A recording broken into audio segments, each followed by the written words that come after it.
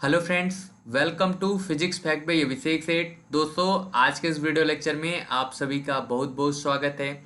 सबसे पहले हम लोग प्रीवियस वीडियो से संबंधित दो प्रश्नों को देखते हैं, जैसा कि हम लोग प्रत्येक जो है वीडियो के प्रारंभ में करते हैं। तो सबसे पहला क्वेश्चन है, इनमें से कौन सी समिति अस्थायी है? ऑप्शन है प्राक्कलन समिति, दूसरा है लोक लेखा समिति, तीसरा है प्रवर समिति, चौथा है सार्वजनिक उपक्रम समिति। क्वेश्चन नंबर 2 है, इनमें से किस समिति का गठन केवल लोकसभा के सदस्य द्वारा होता है? यानी लोकसभा के सदस्य द्वारा होता है। ऑप्शन है लोक लेखा समिति, प्राक्कलन समिति, सार्वजनिक उपक्रम समिति और चौथा है प्रवर समिति। इन दोनों क्वेश्चन का आंसर आप कमेंट बॉक्स में लिखने का प्रयास करिएगा, और जिन्हें नहीं पता है वो कमेंट बॉक्स में जरूर जाकर चेक करें, आपको इन दोनों क्वेश्चन के आंसर मिल जाएंगे। तो चलिए फ्रेंड्स, आज का वीडियो स्टार्ट करते हैं। आज का जो हमारा टॉपिक है वो है न्यायपालिका, जुडिशरी। अभी तक हम लोग जो है संघ की कार्यपालिका, संघ की विधायिका को पूरे अच्छे से कवर कर लिया गया है। आज हम लोग जो संघ की न्यायपालिका यानी कह सकते हैं जुडिशरी पढ़ेंगे, और इसके अंतर्गत देखेंगे क्या क्या हमारे महत्वपूर्ण पॉइंट है। सबसे पहला जो पॉइंट बनता है, भारतीय संविधान के भाग 5 में, थोड़ा सा इसको मैं चेंज कर लूँ। हाँ, भारतीय संविधान के भाग 5 में जिस भाग में आपको पता था संघ की कार्यपालिका भी इसी में है और जो है संघ की विधायिका भी इसी में है, के अनुच्छेद 124 से लेकर 147 के मध्य उच्चतम न्यायालय के गठन, स्वतंत्रता, न्याय क्षेत्र एवं शक्तियों का उल्लेख किया गया है। तो ध्यान रखेंगे, जो हमारे पास जुडिशरी है यानी जो न्यायपालिका है उसका उल्लेख भाग 5 में किया गया है, अनुच्छेद 124 से लेकर 147 के मध्य किया गया है। आगे बढ़े। भारत में संघीय शासन प्रणाली है। संघीय शासन प्रणाली का मतलब होता है कि हमारे यहाँ जो है केंद्र स्तर के जो कानून है वो अलग है और राज्य स्तर पे जो कानून है अलग है। यानी जैसे हम लोग आप देख सकते हैं ना, यानी केंद्र सूची के विषय होते हैं, राज्य सूची के विषय होते हैं, तरह तरह की विषय होती हैं, तो इसलिए हमको कहते हैं कि हमारे यहाँ संघीय प्रणाली है। मतलब देखते हैं तो आपको उत्तर प्रदेश में भी विधानसभा मिल जाएंगी और केंद्र में जो है पार्लियामेंट तो मिल ही जाएगा, तो इसको बोलते हैं संघीय शासन प्रणाली। आगे आएगा तो इसको टॉपिक को और डिस्क्राइब मैं करूंगा, ठीक है। देखेंगे, संघीय शासन प्रणाली है परंतु केंद्र एवं राज्यों के एकात्मक न्याय प्रणाली की व्यवस्था की गई। ये आपका इंपॉर्टेंट पॉइंट है, इसको मैं अंडरलाइन कर रहा हूँ। आप अपने कॉपी में या इस जो है पीडीएफ में इसको जरूर अंडरलाइन करिएगा। एकात्मक न्याय प्रणाली है, इसका मतलब होता है कि हमारे यहाँ अगर आपको अधीनस्थ न्यायालय जो होता है, मजिस्ट्रेट से अगर किसी प्रकार की दिक्कत होती है तो आप उसे डिस्ट्रिक्ट कोर्ट में जा सकते हैं। डिस्ट्रिक्ट कोर्ट से अगर कोई दिक्कत होती है तो आप हाई कोर्ट में जा सकते हैं, और हाई कोर्ट से अगर आपको दिक्कत होती है तो आप सुप्रीम कोर्ट में भी इस मैटर को ले जा सकते हैं। इसका मतलब है कि हम लोग, हमारे यहाँ केंद्र स्तर के जो है न्यायपालिका अलग या राज्य स्तर के न्यायपालिका अलग अलग व्यवस्था नहीं की गई, हमारे यहाँ एकात्मक रूप से है। देखते हैं हम लोग एक जो है इसी तरीके से देख लेते हैं क्या क्या है इसमें। जैसे जैसे सबसे ऊपर कौन होता है? सर्वोच्च न्यायालय होता है। उसके नीचे कौन आता है? उच्च न्यायालय आता है। उसके नीचे जो होता है जिला न्यायालय आता है, और उसके नीचे जो होता है अधीनस्थ न्यायालय आता है। यानी हमारे यहाँ जो होती है, अगर कोई फैसला सर्वोच्च न्यायालय का है तो उसके खिलाफ आप इन तीनों न्यायालय में आप क्या कर सकते हैं? अपील नहीं दायर कर सकते, लेकिन इन तीनों में अगर कोई दिक्कत होती है तो आप क्रम वाइज करके आप सर्वोच्च न्यायालय तक अपनी अपील को पहुंचा सकते हैं। चलें आगे बढ़ें। भारत में ये पॉइंट आपके वन लाइनर के लिए मोस्ट इंपॉर्टेंट पॉइंट है। भारत में उच्चतम न्यायालय की स्थापना 26 जनवरी 1950 को की गई थी। ध्यान रखेंगे कब? 26 जनवरी, जिस दिन हमारा गणतंत्र दिवस था उसी दिन क्या हुआ था? हमारे यहाँ उच्चतम न्यायालय यानी सुप्रीम कोर्ट की स्थापना की गई थी। आगे बढ़ें। अब देखते हैं न्यायाधीशों की नियुक्ति कैसे होती है। हमारे यहाँ न्यायाधीश जो बनाए जाते हैं, जैसे आपने देखा होगा ना, सुप्रीम कोर्ट के न्यायाधीश हैं, उसके बाद हाई कोर्ट के हैं, तो देखते हैं कि उनकी नियुक्ति कैसे होती है। तो उच्चतम न्यायालय के न्यायाधीश की नियुक्ति याद रखेंगे कौन करता है? तो राष्ट्रपति करते हैं। बहुत सारे जो है राष्ट्रपति हमारे यहाँ जो है बहुत सारे जो है पदों पर क्या, या वो कह सकते हैं बहुत सारे लोगों को वो करते, नियुक्त करते हैं, और राष्ट्रपति का प्रमुख उत्तरदायित्व तो होता है। लेकिन ध्यान रखेंगे कि इसमें इनका क्या मतलब है? उच्चतम न्यायालय के जो न्यायाधीशों की नियुक्ति कौन करता है, तो राष्ट्रपति करते हैं, तथा अन्य यहाँ थोड़ा सा करेक्ट कर लीजिएगा, यहाँ पे उच्चतम न्यायालय के मुख्य न्यायाधीशों की नियुक्ति राष्ट्रपति तथा अन्य न्यायाधीशों की नियुक्ति राष्ट्रपति मुख्य न्यायाधीश के सलाह पर करेगा। यानी अगर हमारे यहाँ ये देखा जाए कि मुख्य जो है न्यायाधीश की नियुक्ति कौन करेगा, तो राष्ट्रपति करेंगे, लेकिन जो अन्य न्यायाधीश है उनकी नियुक्ति राष्ट्रपति जरूर करेंगे, लेकिन जो है आपके चीफ जस्टिस के सलाह पर करेंगे, यानी चीफ जस्टिस के एडवाइस पर ये जो है नियुक्ति करेंगे। आगे बढ़ें।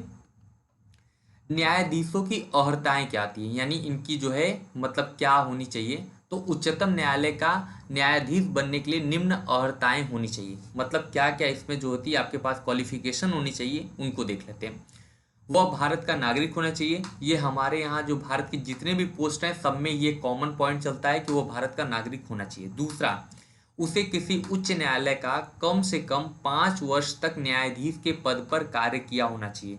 अगर किसी व्यक्ति को सर्वोच्च न्यायालय का न्यायाधीश बनना है तो उसे जो है उच्च न्यायालय में कम से कम 5 वर्ष तक न्यायाधीश के पद पर अगर वो कार्य करते हैं तो वो क्या है, वो सुप्रीम कोर्ट के जो है जज बनने के लिए क्या है, आपके जो है उनकी जो है अर्हताएं हैं, यानी उनकी जो है योग्यताएं हैं। ठीक, आगे बात करें। या मतलब इसमें कंडीशन है, या उसे उच्च न्यायालय या विभिन्न न्यायालयों में 10 वर्ष तक अधिवक्ता के रूप में जो है कार्य किए हों, यानी 5 वर्ष तक हाई कोर्ट में वो न्यायाधीश के पद पर कार्य किए हों, या 10 वर्ष तक हाई कोर्ट में या किसी भी कोर्ट में कम से कम क्या हो, वो अधिवक्ता के पद पर कार्य किए हों।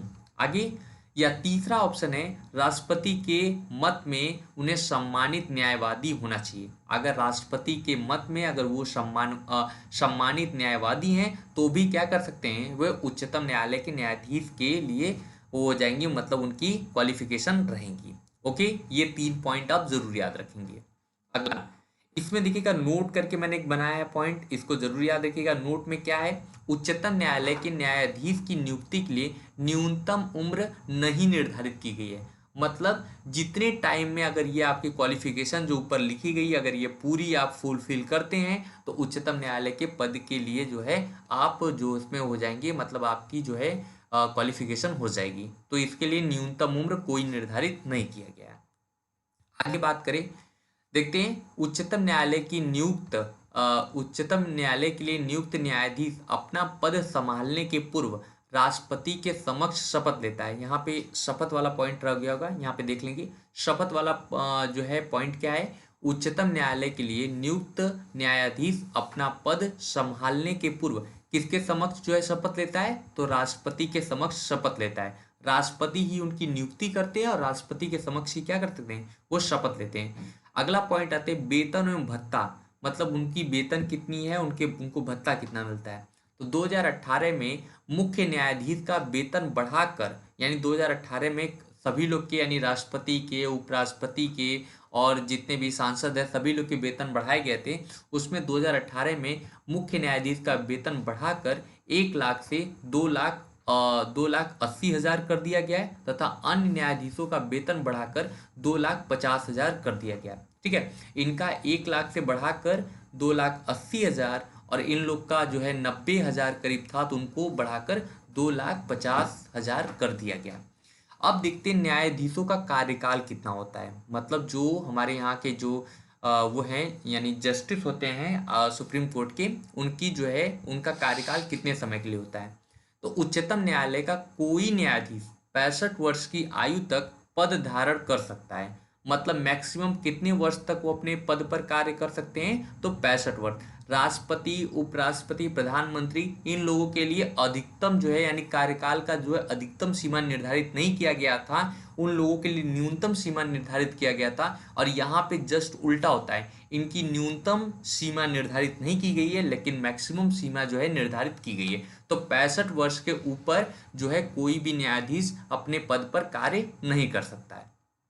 आगे बात करें, इसके अलावा वह अपने कार्यकाल में राष्ट्रपति को कभी भी स्वेच्छा से त्यागपत्र दे सकते हैं। मतलब अगर मान लीजिए किसी किसी जज को अब काम नहीं करना है, लेकिन उनका 65 वर्ष पूरा नहीं हुआ है, तो वो भी क्या कर सकते हैं, राष्ट्रपति को अपना त्यागपत्र देकर वो क्या कर सकते हैं, छुट्टी ले सकते हैं। तो यहाँ पे एक पॉइंट याद रखिएगा, राष्ट्रपति ही उनकी नियुक्ति करता है, राष्ट्रपति के समक्ष ही शपथ लेते हैं और राष्ट्रपति को ही अपना त्यागपत्र देते हैं। इसके अलावा संसद की सिफारिश पर राष्ट्रपति महाभियोग प्रक्रिया द्वारा न्यायाधीशों को हटाया जा सकता है। राष्ट्रपति महाभियोग प्रक्रिया के द्वारा न्यायाधीशों को हटाया जा सकता है। कौन हटाता है, तो राष्ट्रपति हटाते हैं हमारे यहाँ। किसको, न्यायाधीशों को हटाते हैं। किस प्रक्रिया द्वारा, महाभियोग प्रक्रिया द्वारा हटाते हैं। क्या है महाभियोग प्रक्रिया? महाभियोग प्रक्रिया एक बहुत जटिल प्रक्रिया है। जटिल मतलब होता है इतना कॉम्प्लिकेटेड बना दिया गया है कि हमारे यहाँ कि जो जज हो वो अपना फैसला सुनाने के लिए या जो है मतलब जजमेंट करने के लिए पूरी तरीके से स्वतंत्र हो। इसलिए हम लोग के यहाँ जो उनको हटाने की प्रक्रिया है बहुत टफ कर दिया गया है कि कोई भी जज दबाव में, सरकार के दबाव में ना आए। क्या है, महाभियोग प्रस्ताव लाने के लिए 100 लोकसभा, अगर ये प्रस्ताव आप लोकसभा में लाते हैं तो कम से कम 100 लोकसभा के सदस्य जो हैं उस प्रस्ताव पर सिग्नेचर करने चाहिए। अगर आप इस प्रस्ताव को राज्यसभा में लाते हैं तो कम से कम 50 जो है राज्यसभा के मेंबर इस प्रस्ताव पर सिग्नेचर करने चाहिए। पहला यहाँ से स्टार्ट करते हैं। दूसरा, पेश होने के पश्चात अध्यक्ष इसे स्वीकार भी कर सकता है और अस्वीकार, मतलब अगर मान लीजिए ये जो है पार्लियामेंट में पेश हो गया तो ये अध्यक्ष यानी जो है आपके जो है अध्यक्ष जो होते हैं यानी लोकसभा के स्पीकर जो होते हैं, उनके पास ये पावर है कि वो इसे क्या कर सकते हैं, स्वीकार भी कर सकते हैं और अस्वीकार भी कर देते हैं। और अस्वीकार कर देते हैं तो इनके लिए बाध्यता नहीं रखी गई है, यानी अगर ये स्वीकार भी कर सकते हैं और अस्वीकार भी कर सकते हैं। दूसरा कंडीशन। तीसरा कंडीशन है, स्वीकार किए जाने के पश्चात जांच के लिए समितियां बनाई जाती हैं, जिसमें क्या होते हैं, चीफ जस्टिस होते हैं और अन्य जो न्यायाधीश होते हैं उनके द्वारा इस प्रक्रिया की जांच की जाती है कि क्या जज वहां पे गलत है यानी संविधान का उल्लंघन किए हैं। इस तरह की जो है प्रक्रिया की जाती है।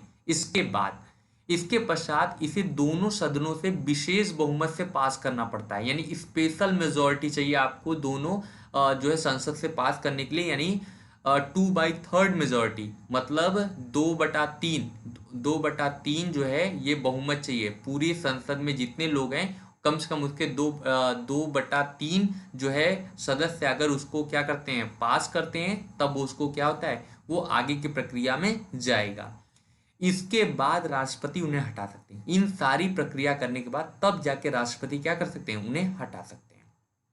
आगे अब एक आपका सबसे इंपॉर्टेंट है, भारतीय संविधान में स्वतंत्र न्यायपालिका क्यों, हमारे यहाँ न्यायपालिका को स्वतंत्र क्यों रखा गया है। तो इसको एक लाइन से मतलब समझ सकते हैं। भारतीय संविधान में विधि का शासन है। विधि का शासन का मतलब हमारे यहाँ जो कानून का शासन चलता है कि कानून के द्वारा ही कानून बनाया जाता है, उसी के आधार पर सबको क्या किया जाता है, किसी को दंड देना हो या किसी को किसी प्रकार का सजा देना हो तो हमारे यहाँ विधि के अनुसार ही सब कुछ चलता है, जिसमें न्यायपालिका का दायित्व है कि वो विधि के शासन की रक्षा करे। हाँ, कभी मान लीजिए सरकार जो है इसका उल्लंघन करती है, कभी इसको सरकार इसको तोड़ती है, तो ये न्यायपालिका का दायित्व है कि उसको जो तोड़ने वाले कानून है उसको खत्म करे, ठीक है, और कानून की सर्वोच्चता सुनिश्चित करे। इसलिए न्यायपालिका का कार्य कार्यपालिका से अलग रखा जाता है। हमारे यहाँ न्यायपालिका जो है वो कार्यपालिका से पूरी तरीके से क्या है, अलग है। कौन से अनुच्छेद में, तो अनुच्छेद 50 में, यानी 50-50 में कहा गया है कि न्यायपालिका और कार्यपालिका अलग अलग रहेंगे, ठीक है। यानी हमारे यहाँ न्यायपालिका को स्वतंत्र रखने का यही बहुत बड़ा रीजन है कि हमारे यहाँ जो विधि का शासन है उसको बनाए रखने के लिए ये प्रक्रिया की जाती है कि अगर सरकार किसी प्रकार का कोई गलत कानून बनाती है या कोई गलत कदम उठाती है तो उसको रोकने का पूरा प्रयास जो है न्यायपालिका कर सकती है। चलिए, वीडियो अच्छा लगा हो तो उसे लाइक करें, दोस्तों में शेयर करें।